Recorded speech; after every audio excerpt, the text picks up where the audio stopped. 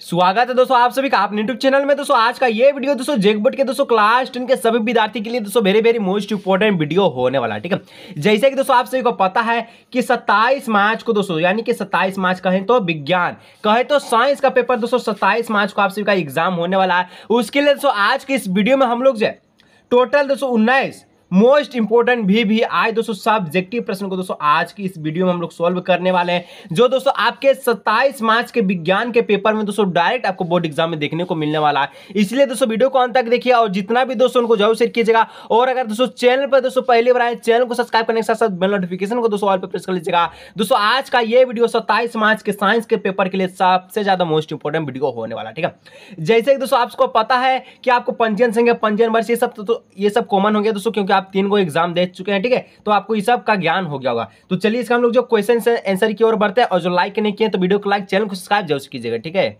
चलिए दोस्तों पहला प्रश्न क्या कहता है दोस्तों, विद्युत धारा का एसआई मात्रक लिखिए और किसी चालक में विद्युत धारा मापने के लिए किस उपकरण का प्रयोग किया जाता है आपको बताना है। ठीक है, बहुत ही शानदार प्रश्न दोस्तों, वीडियो को अंत तक देखिएगा। अगर दोस्तों बोर्ड एग्जाम में सब्जेक्टिव में दोस्तों 40 में 40 लाना है दोस्तों, वीडियो को अंत तक देखिएगा। ठीक है, ऑब्जेक्टिव का दोस्तों आपका जो है वीडियो बन चुका है, नहीं देखे तो देख लीजिएगा दोस्तों। ठीक है, देखिए विद्युत धारा का एसआई मात्रक क्या होता है, तो विद्युत धारा का एसआई मात्रक एम्पियर होता है। ठीक है, क्या होता है, एम्पियर होता है। ठीक है, विद्युत धारा का एसआई मात्रक एम्पियर होता है।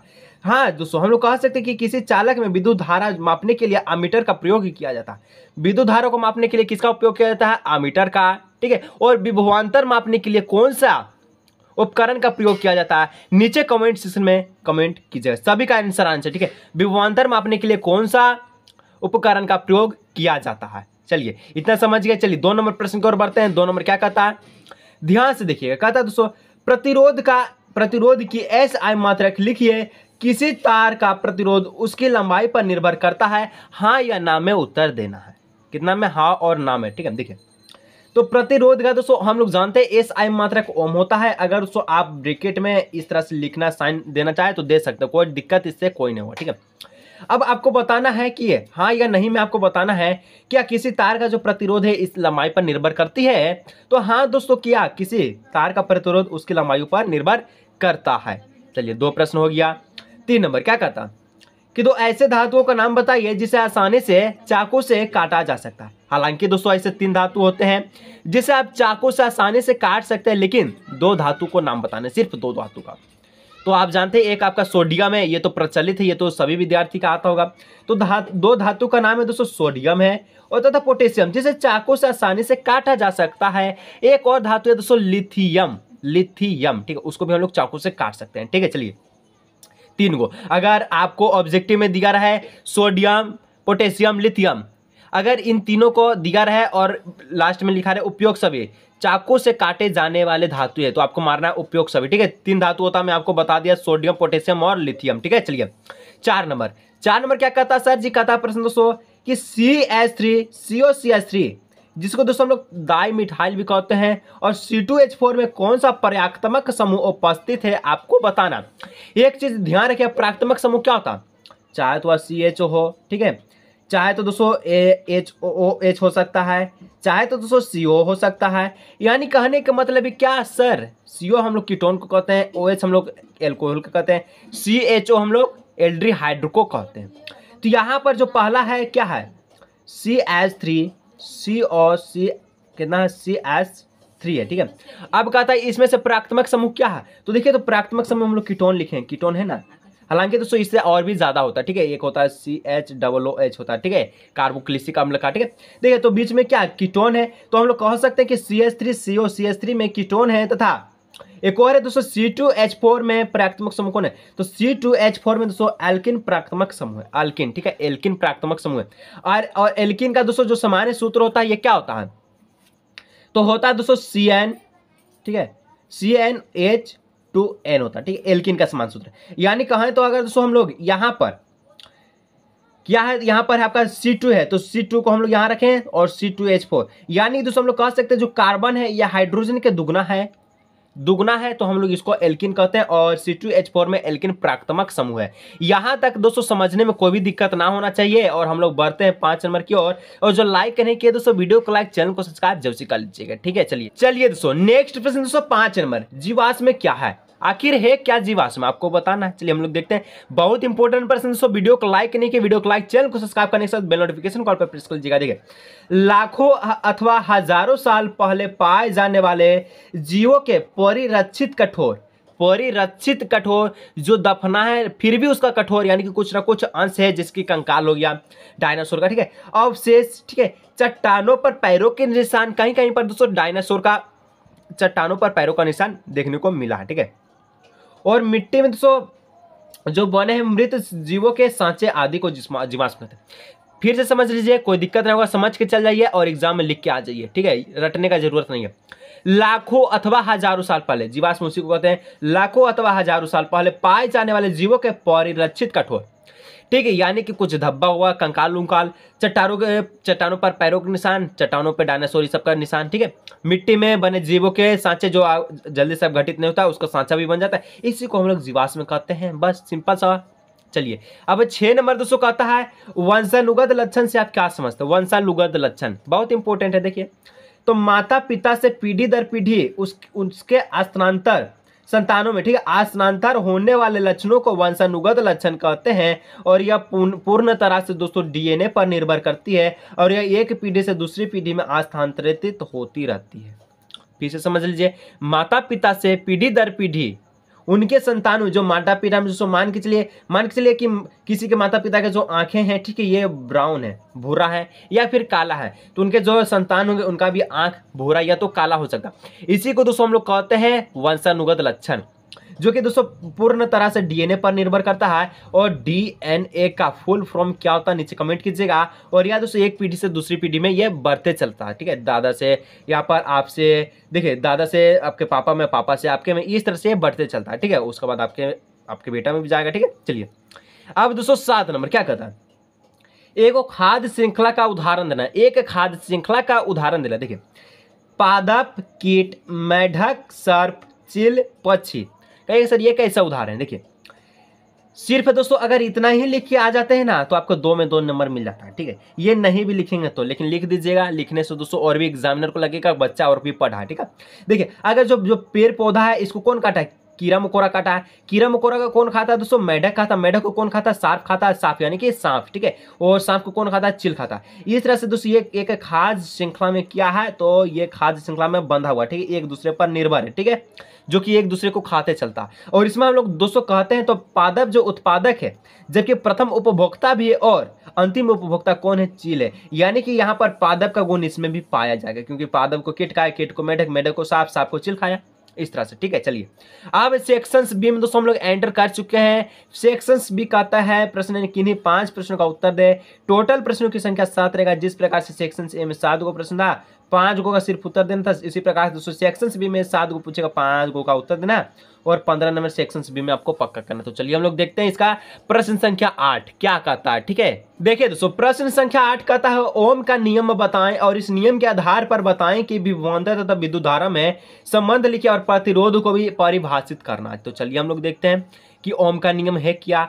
तो नियत ताप, जिसका ताप बराबर होना चाहिए, न कम न ज्यादा होना चाहिए, ठीक है। किसी चालक के सिरों का विभवांतर उसमें प्रवाहित विद्युत धारा के समानुपाती होती है। कहें का मतलब दोस्तों जो भी है ये समानुपाती होता है आई का, और इसे ही हम लोग ओम का नियम कहते हैं। अगर समानुपाती का सिंबल हटाएं तो भी बराबर आई आर हम लोग लिख सकते हैं, ठीक है, बी बराबर आई आर, ठीक है। इतना तक समझने में कोई दिक्कत नहीं होना चाहिए, क्योंकि संबंध भी पूछा, संबंध आपका बी बराबर आई आर हो जाएगा। प्रतिरोध को परिभाषित करें तो चलिए हम लोग देखते हैं प्रतिरोध है क्या।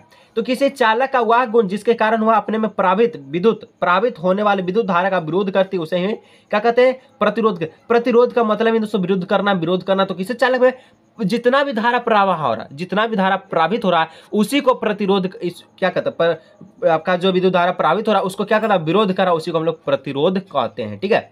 चलिए अब 9 नंबर दोस्तों हम लोग बढ़ते हैं। 9 नंबर का प्रश्न क्या कहता है, देखिएगा, समझिएगा ध्यान से। कहता है कि चुंबकीय क्षेत्र रेखाएं क्या है और चुंबकीय क्षेत्र रेखाएं के कोई 2 गुण आपको लिखना है, ठीक है। आखिर के चुंबकीय क्षेत्र रेखाएं है क्या, देखिए, वह पथ जिस पर चुंबक का उत्तरीय ध्रुव चुंबकीय क्षेत्र में मुक्त अवस्था में आने पर गति करेगा उसे चुंबकीय क्षेत्र रेखाएं कहते हैं। और चुंबकीय क्षेत्र रेखाएं कभी भी दोस्तों एक दूसरे को कभी भी प्रतिच्छेद नहीं करेगा, कभी भी एक दूसरे को नहीं काटेगा, ठीक है।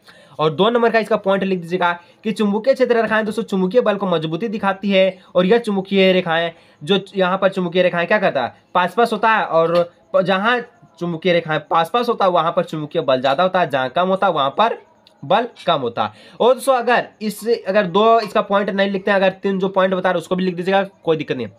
चुंबकीय रेखाएं दोस्तों उत्तरी ध्रुव से निकलकर दक्षिणी ध्रुव पर समाप्त होती है, ठीक है। अगर ये आपको समझ में नहीं आया होगा तो लिख दीजिएगा, चुंबकीय क्षेत्र रेखाएं ध्रुव से निकलते हैं, नॉर्थ से निकलकर और साउथ पे समाप्त हो जाती है, यानी कि दक्षिण में समाप्त हो जाती है, ठीक है। इसको भी लिख सकते हैं, कोई दिक्कत नहीं। चलिए 9 नंबर हो गया, 10 नंबर की ओर हम लोग बढ़ते हैं, ठीक है। चलिए दोस्तों अब 10 नंबर क्या कहता है दोस्तों कि संचारण किसे कहते हैं और इसे सुरक्षा के उपाय के बारे में बताना। आखिर के संचारण क्या? संचारण का मतलब होता है दोस्तों जंग लगना, किसी भी वस्तु पर जंग लगना। देखिए उत्तर में लिखना है, जब कोई धातुओं का संपर्क वायु व नमी से होता है, जब कोई धातु रहे, अधातु की बात नहीं है, जब कोई धातु रहे उसका संपर्क चाहे तो वायु चाहे तो नमी से होता है और उसकी सतह पर चाहे तो ऑक्साइड का परत चढ़ जाए या कार्बोनेट का परत चढ़ जाए या फिर सल्फेट का परत चढ़ जाए या सल्फाइड का परत चढ़ जाए, और इसी परत में चढ़ने पर किसी भी परत चढ़ सकता है और इसी को हम लोग संचारण कहते हैं। जैसे कि दोस्तों लोहा Fe है दोस्तों, Fe पर दोस्तों किसका परत चढ़ता है तो ऑक्साइड का परत चढ़ता है, जिसके कारण दोस्तों लोहा में जंग लग जाता है। और लोहा में जंग लगने से बचाने के लिए हम लोग इसको कैसे बचा सकते हैं तो पेंट या ग्रीस लगाकर, ठीक है, पेंट या ग्रीस लगाकर हम संचारण से सुरक्षा कर सकते हैं। जैसे कि दोस्तों आपको पता है कि कहीं पर देखिएगा जो लोहा का जो गेट होता है, दरवाजे होते हैं, वहां पर दोस्तों अक्सर पेंट लगा हुआ होता है, ग्रीस, यानी कि अगर कोई भी जो सामान है मशीन को देख लीजिएगा लोहा का, उसमें ग्रीस लगा हुआ होता है, इसलिए दोस्तों इसमें जंग ना लगे, ठीक है। अब 11 नंबर हम लोग बढ़ते हैं। जो लाइक नहीं किया दोस्तों तो एक बार वीडियो को लाइक कर लीजिए, ठीक है, ये दोस्तों बहुत इंपॉर्टेंट है। और चैनल को सब्सक्राइब नहीं किया, चैनल को सब्सक्राइब करने के साथ साथ दोस्तों अपने दोस्तों के साथ शेयर कर लीजिएगा। और चैनल को तो सब्सक्राइब करते हैं लेकिन बेल नोटिफिकेशन कॉल पर प्रेस नहीं करते, तो वो भी जरूरी है, वो भी कर लीजिए, ठीक है। 11 तो संतृप्त और असंतृप्त हाइड्रोकार्बन में अंतर स्पष्ट करें। चलिए असंतृप्त हाइड्रोकार्बन है क्या? तो पहला असंतृप्त हाइड्रोकार्बन एल्केन को कहा जाता है। जी हाँ सर, ये जो बिल्कुल भी सत्य है। और एल्केन का जो सामान्य सूत्र होता है CnH2n+2 होता है। और इसमें दोस्तों एकल बंध होता है, असंतृप्त है तो एकल बंध होगा और यह बहुत कम अभिक्रियाशील होता है। मान के चलिए इसको एक रोटी का भूख है और एक रोटी इसको पूरा मिल जाता है, क्या ये चाहेगा कि मुझे और 2 रोटी दो? नहीं चाहेगा।